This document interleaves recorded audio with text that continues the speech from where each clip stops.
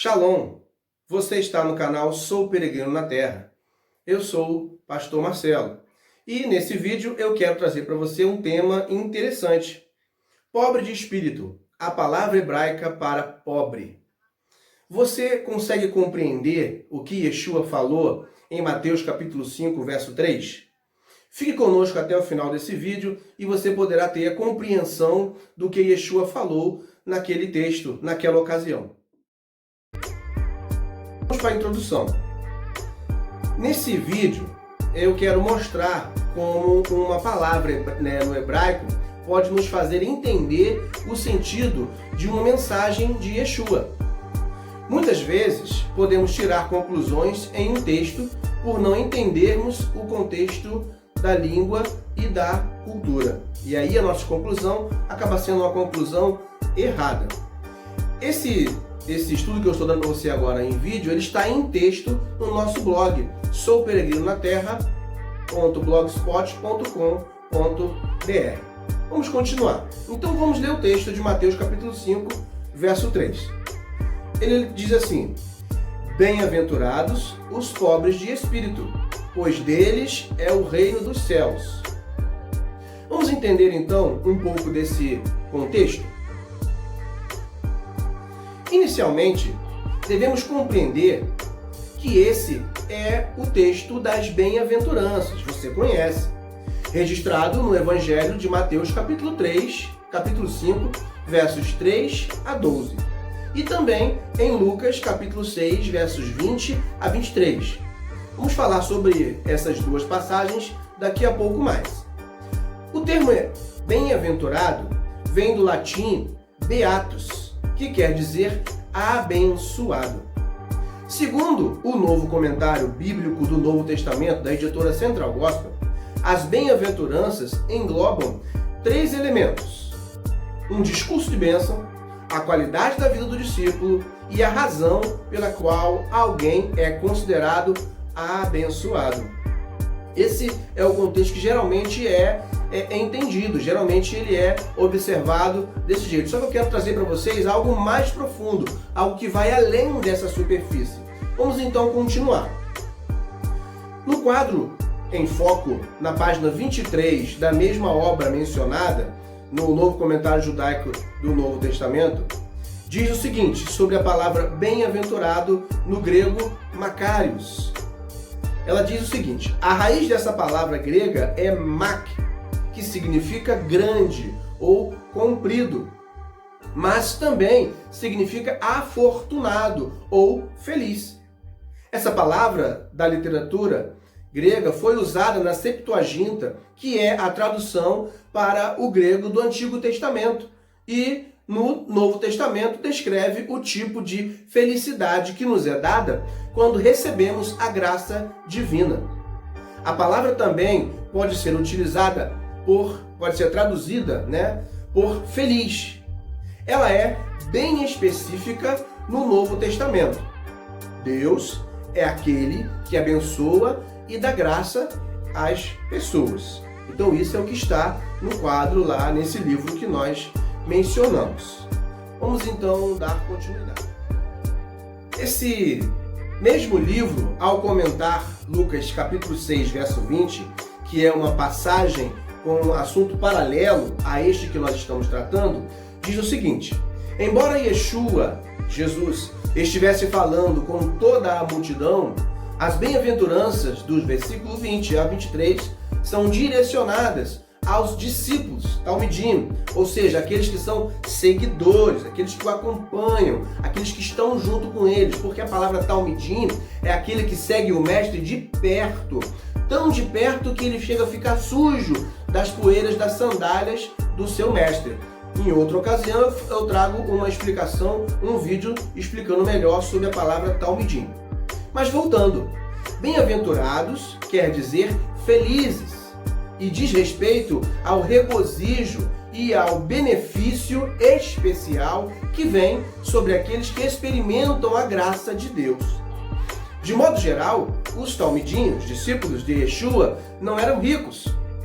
Eles eram pobres que vieram humildemente a confiar no Eterno. Vamos dar continuidade agora. Eu quero tratar com vocês sobre o momento e o lugar, para que a gente possa entender bem esse contexto. Então vamos lá. Tendo em mente que os textos bíblicos não foram escritos com divisão de capítulos e versículos, como nós temos nas nossas Bíblias atuais, eles eram textos diretos, né? Quando nós lemos esse texto de Mateus, precisamos compreender isso daí, para que possamos voltar a alguns versos anteriores. E nos versos anteriores, nós vamos descobrir que ele estava em um lugar, em uma região da Galileia, nesse texto de Mateus capítulo 5, verso 3. Quando ele sobe ali aquele monte, as pessoas sentam e ele ali começa a pronunciar essas palavras, ok? Vamos lá então. Muitos estudiosos divergem nas informações a respeito desse sermão de Yeshua, pois Mateus fala que foi em um monte e Lucas que foi em uma planície ou um lugar plano. Há aqueles que acreditam que Yeshua pode ter pregado o mesmo sermão mais de uma vez em lugares diferentes, o que não é impossível. Nós sabemos disso, né? Pregadores pregam a mesma pregação, a mesma mensagem diversas vezes. E também há os que dizem que é o mesmo sermão, né, no mesmo lugar, apenas sendo contado por um ponto de vista diferente, tá? E que o lugar plano mencionado por Lucas era no próprio monte, apenas ele escolheu um lugar que fosse mais plano, que não fosse tão íngreme, uma descida tão íngreme. Isso também é uma possibilidade. Podemos também confirmar esses dados que eu estou falando para você agora, tá? No comentário da Bíblia Arqueológica e no comentário do Novo Testamento Judaico de David H. Stern. Eles vão estar mencionando isso que eu acabei de falar para vocês. Vamos continuar? Eu quero falar agora sobre o contexto hebraico, tá? Depois de vermos o contexto da palavra bem-aventurado, do latim e também no grego, vamos agora nos voltar para o contexto hebraico, que é o contexto da cultura em que essa palavra foi dita por Yeshua. Yeshua era judeu, o povo a quem ele estava anunciando eram judeus, ele estava nas regiões da Judéia, né, pela Galileia, então ali eram lugares onde os judeus habitavam. E a língua que eles falavam era aramaico e grego, aramaico e hebraico. Então nós temos que entender que precisamos analisar esse contexto, precisamos analisar essa palavra à luz da língua e do contexto e da cultura original deles, ok? Continuando. Também temos que principalmente observar a palavra pobre. Falamos bastante sobre a palavra bem-aventurado, os significados dela. Agora vamos também nos ater ao significado da palavra pobre, que é o nosso foco principal aqui desse vídeo, desse estudo. Precisamos ver bem o contexto dessa primeira palavra para entendermos o objetivo da segunda. Então falamos sobre bem-aventurança, vamos falar ainda alguma coisa. O texto bíblico, tanto de Mateus, capítulo 5, verso 3, quanto de Lucas, capítulo 6, verso 20, bem-aventurados os pobres de espírito, pois deles é o reino dos céus. Primeiro veja, vimos que bem-aventurado, ou quão abençoado, corresponde à palavra grega makarios. E da mesma forma, afirma David H. Stern, na página 48 da sua obra, essa palavra também é traduzida do hebraico asher, que significa abençoado, feliz e afortunado. Vemos um exemplo dessa palavra asher em Salmos 155, verso 15, que diz o seguinte: bem-aventurado, ou abençoado, ou afortunado, ou feliz é o povo cujo Deus é Adonai. Então você vê que essa palavra bem-aventurado, ela vem sendo traduzida com essas diferenças, com esses singulares, né? Abençoado, feliz, afortunado, ok? Podemos começar a compreender que Yeshua quis mostrar, o que Yeshua quis mostrar ao dizer aquelas palavras, que é feliz quem tem o Eterno como seu Elohim. Assim como o Salmo mencionado também fala. Então, feliz é aquele que tem o Eterno como seu Elohim. Mas o que isso tem a ver com o pobre? E eu quero mostrar isso para você a partir de agora. Vamos ver então essa relação da alegria em ter o Eterno como Deus e pertencer ao reino do céu com o fato de ser pobre, de alguém ser pobre de espírito. Então veja, a sonorização da palavra em hebraico para pobre é ani. Porém, existem duas palavras na língua hebraica com a mesma sonorização, ani, mas sua escrita é diferente, assim como sua transliteração, ou seja, a transformação para as letras do nosso alfabeto. Então elas são escritas de forma diferente, são faladas da mesma forma. E vou te mostrar isso e como isso é importante na compreensão do nosso contexto. Vamos lá então? Eu vou te mostrar na tela. Então eu quero mostrar para você aqui. A primeira palavra, aqui ó, a primeira palavra se escreve assim, Aleph,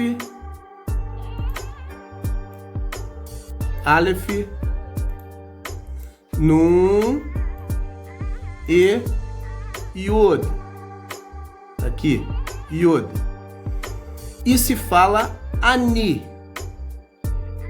A segunda palavra se escreve aqui com o Ain, o Nun e o Yud. E se fala também Ani. Repare que apenas uma letra hebraica é diferente das duas formas de escrevê-las.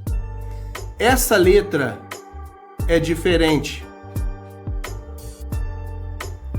Numa temos o Ain e na outra temos o Aleph. Então qual é a diferença? Qual é o problema que se tem nisso? A primeira palavra significa eu. Aqui. Significa eu. Ani. Eu. O pronome. A segunda, aqui, Ani, significa pobre, necessitado, dependente, abatido. Perceba que o segredo está aqui na primeira palavra. Na primeira palavra. Nela temos a consoante Aleph, que é a primeira letra do alfabeto hebraico e tem um valor numérico 1. E por isso representa o Eterno, com base em Deuteronômio 6:4 e Apocalipse 1:8 e outros textos. Vamos ver então esses dois versículos. Observe.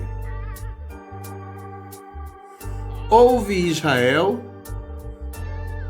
Adonai Yod-Heh Vav-Heh é o nosso Elohim, Deus. Adonai Yod-Heh Vav-Heh é Deuteronômio 6:4. E também Apocalipse 1:8. Eu sou o Alfa e o Ômega. Na verdade, Aleph em hebraico e Tav em hebraico. Diz o Senhor Deus, Elohim, o que é, o que era e o que há de vir, o Todo-Poderoso. Ok? Então já vou explicar para vocês na completude. Vocês viram aqui as diferenças entre cada palavra. Então a diferença principal está nesse daqui, no eu, que tem a letra Aleph, que é o número 1 e significa o Eterno. Conforme então eu mostrei para vocês, vocês podem dar pausa no vídeo, voltar e observar de novo que a primeira se escreve com o Aleph, que é a letra que indica o Eterno, porque o Eterno é 1. E essa letra, ela tem um numeral, o valor dela numérico de 1. Os judeus, os estudiosos, os rabinos sempre designam a letra Aleph para o Eterno. É por isso que, como nós vimos lá em Apocalipse capítulo 1, verso 8, ele diz que ele é o Aleph e o Tav. Ok? Então, temos que entender também Deuteronômio capítulo 6, verso 4, que fala que o eterno, nosso Deus, ele é um. Ok? Então, assim, podemos entender que Ani, eu, com o eterno, com a letra do nome do eterno, com o Aleph, tá? Sou feliz e faço parte do reino de Deus, porque tenho o eterno comigo. Agora, Ani, que sou eu, sem o eterno, sem a letra do eterno, eu sou pobre, que é com a outra letra. Então, para você entender, eu preciso ter Deus na minha vida para poder eu ser eu feliz, eu abençoado, porque senão o Ani, eu sou pobre, sem o eterno na minha vida. Ok? Então, podemos entender que Ani, eu, com o eterno, sou feliz e faço parte do reino. Agora, Ani, eu, sem o eterno, sou Ani pobre, necessitado, abatido. Também, essa palavra nos mostra que precisamos depender sempre do eterno. Ou seja, precisamos estudar, precisamos estar junto dele todo o tempo de nossas vidas. Precisamos estudar a sua palavra. Precisamos buscar entender o conhecimento dele. É por isso que em Oséias ele vai dizer que o povo perece por falta de conhecimento, porque não se aprofunda no entendimento da sua palavra. Então nós estamos entendendo o significado, o sentido do que Yeshua estava falando lá quando disse que felizes são, ou quão abençoados ou bem-aventurados são aqueles que são pobres de espírito, ou seja, aqueles que têm o eterno na sua vida sendo pobre, sendo necessitado, sendo aqueles que precisam do eterno. Então, podemos concluir que eu creio que quando Yeshua falou que feliz é o pobre de espírito, ou bem-aventurado, tá? Ele estava mencionando a dependência que devemos ter do eterno. Pois, se formos nós mesmos, né, Ani, eu, sem o eterno, nós seremos pobres, né? Somos perdidos. Porém, se temos o eterno, se fomos Ani, eu, com o Aleph, então seremos felizes e faremos parte do reino dos céus. Que nós possamos, a cada dia, nos preocupar em todo o tempo em sermos dependentes do eterno e da sua Torá. Que nós possamos demonstrar que renunciamos o nosso eu sem Deus, né? E aí nós somos pobres sem Deus, né? E devemos entender que para termos Adonai, nós temos que ter Ele na nossa vida. Temos que ter o Aleph no nosso eu, para que Ele possa estar conosco. Nosso eu sem o eterno só nos leva à perdição. Mas quando colocamos o Aleph, quando colocamos o eterno em nossa vida, né? Quando colocamos o Aleph no nosso eu, então Adonai será conosco. Que o eterno possa te abençoar. E eu quero já pedir a você que se inscreva nesse canal. Faça seus comentários aí, teça seus comentários, o que você achou. Se você tem alguma dúvida, coloque aí e compartilhe, para que mais pessoas possam ter compreensão da palavra do Eterno. Fique com o Eterno na sua vida. Shalom Aleichem, Shalom, Shalom.